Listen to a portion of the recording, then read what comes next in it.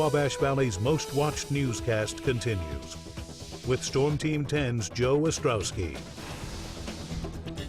Well, good evening, everybody. I hope you're staying warm out there. We're trying to do the same here. Still snow falling outside of our Terre Haute studios at this hour. 30 degrees right now, just getting below the freezing mark at this point. Much of our area, though, still under. Actually, let me see if I can get this fixed here on terms of my graphics. Much of our area is still under at this point.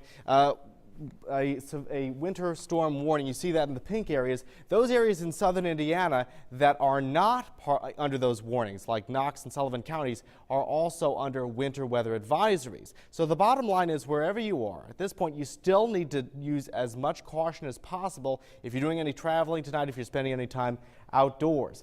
Let's take a look at the broader picture and see exactly how this storm is playing out. You see here that first wave that pushed through, or the second wave rather, that pushed through earlier in the afternoon and evening. That's made its way well into eastern Indiana and off towards Iowa. But look at how much snow is left behind that, sort of the tail end of this system that's still sitting over central Illinois. That's going to continue moving in our direction. It's going to fuel potential for snow really through the night and into tomorrow morning. I know Lindsay Monroe is going to be here in the morning tracking all of that and keeping you updated on how that plays out through the course of the day. Let's take a quick look at the Futurecast forecast and see exactly what we're going to be looking at over the rest of the night. And you see that snow lingering really through the early morning hours of Monday. Overnight we cool down into the upper 20s, but take a look at these wind figures here. We're looking at a north wind between 15 and 25 miles an hour. When you factor that wind in with that snow that's already on the ground, you have potential for drift, particularly in some of those open rural areas. On top of that, if you're driving in the morning and you have that blowing snow, you also have the potential to lose some visibility. So once again, and I know we've said this before, you need to be careful and give yourself some extra time if you're doing some traveling.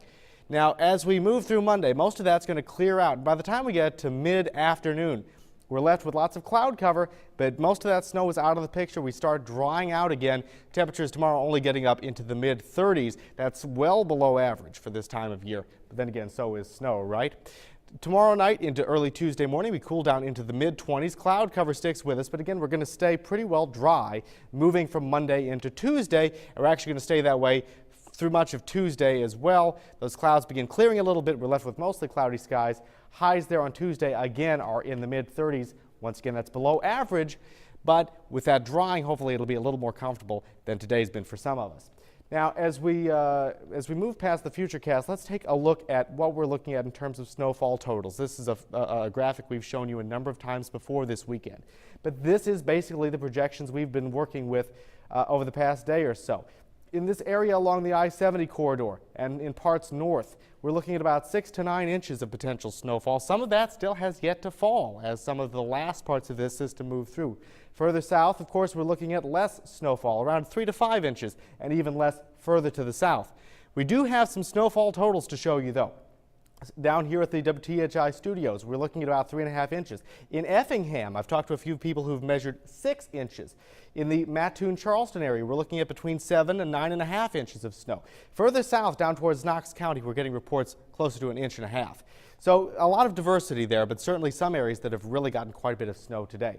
Tonight, more snow in the picture overnight. Overnight lows in the upper 20s. Tomorrow, we warm into the mid-30s. Snow still in the picture. And even still some potential for snow lingering tomorrow night as we cool down again into the mid-20s. A quick look at the 7-day forecast shows us getting more into the range of what would be normal for spring. By the time we get to next weekend, we're looking at partly cloudy skies and temperatures, can you believe it, back in the 50s. That definitely sounds like good news. And as Michael Klaus was talking about a little bit earlier, it's a heavy snow. So if you're shoveling, you want to be careful when you do Take things your like time. that. Absolutely.